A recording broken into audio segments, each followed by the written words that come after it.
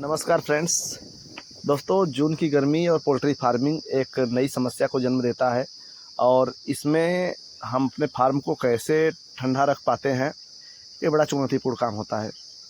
और इस समय जब जून की गर्मी में जब हवा की दिशा पूरब दिशा से हो जाती है और फार्म में ह्यूमिडिटी बढ़ जाती है, और देखा जाए तो जब पश्चिम दिशा से हवा चलता है तो उस दिशा के हवा में ह्यूमिडिटी मतलब आर्द्रता बहुत कम होती है, जिससे क्या होता है कि हम जो पर्दे हैं, जूट के पर्दे लगा देते हैं, ग्रीन मैट लगा देते हैं या कॉटन वाला कपड़ा लगा देते हैं फार्म पे, और ज़रूरत पड़ने पे हम इसे शाम को बंद कर देते हैं और जिससे कि वेंटिलेशन हमारा होता रहे। और सुबह में पूरा पर्दा खोल के नीचे कर देते हैं, मतलब कि पूरा पर्दा नीचे गिरा देते हैं। इसके बाद स्प्रिंकलर चला देते हैं।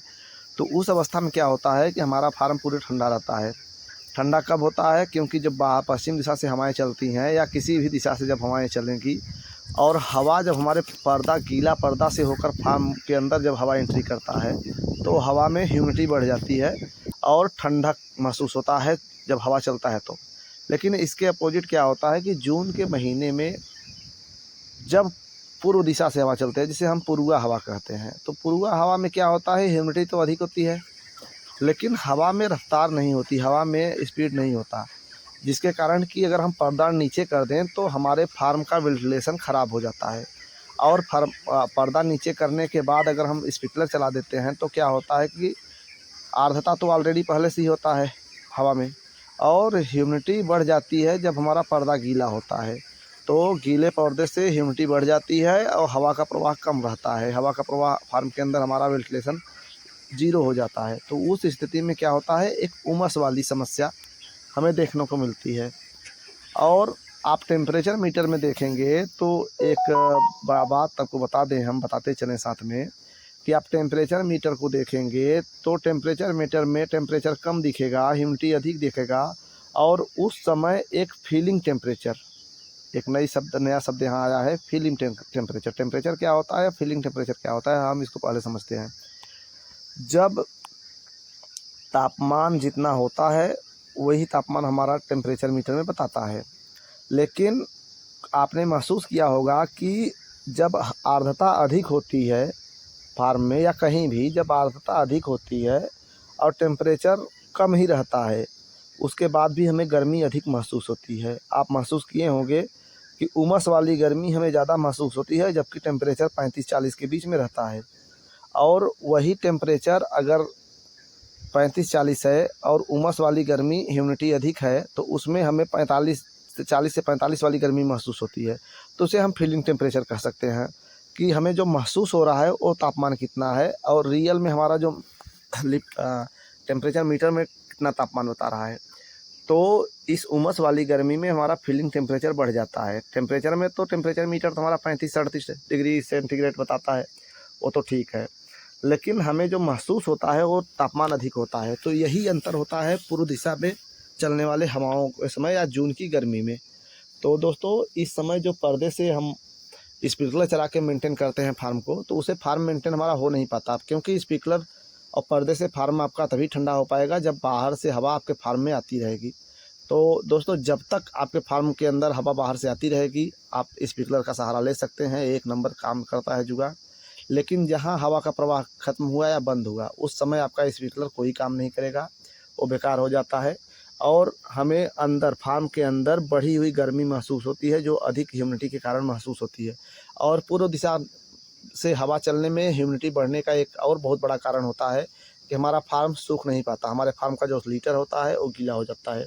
तो उस अवस्था में क्या होता है कि ह्यूमिडिटी अधिक ऑटोमेटिक ऐसे ही ह्यूमिडिटी बढ़ जाती है और वेंटिलेशन हो नहीं पाता प्रॉपर। तो उस अवस्था में आपको क्या करना है, इस समस्या से हम कैसे बचें, कि उसके लिए हमने जो उपाय अपने फार्म में किया है। तो उमस वाली गर्मी से बचने का आपके पास सिर्फ एक विकल्प है, ओनली वन, एक ही विकल्प ही है आपके पास, वो विकल्प है फैन, पंखा।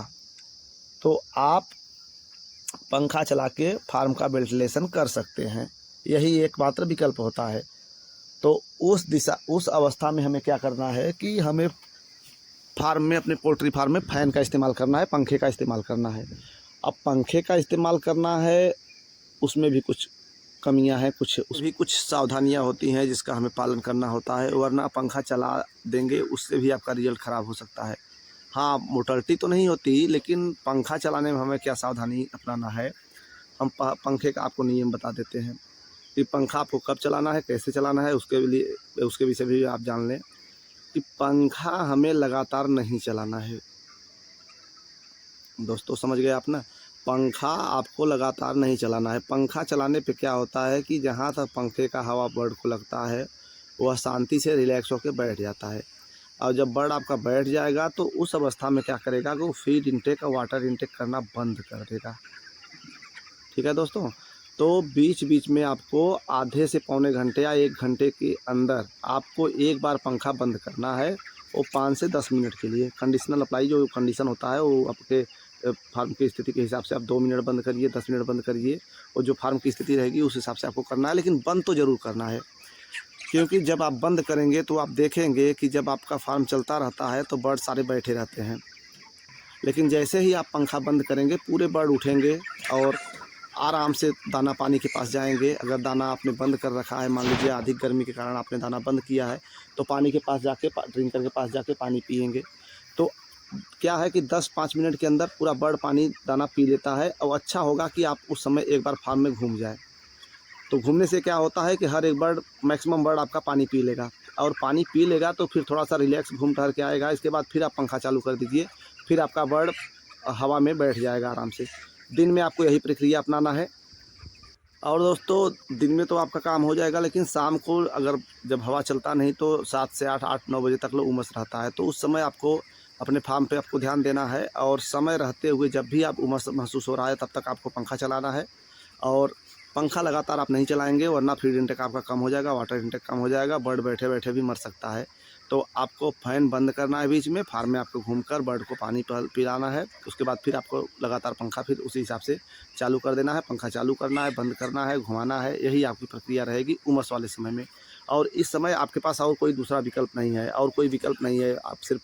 आप फ़ैन चला के इसको वेंटिलेशन आपको करेंगे, और बर्ड को जो उसका ड्रिंकिंग वाटर है, ड्रिंकिंग वाटर में जो इलेक्ट्रॉल पाउडर या ग्लूकोन डी पाउडर जो भी आप उसके लिए उसको पिलाएंगे कूल रखने के लिए।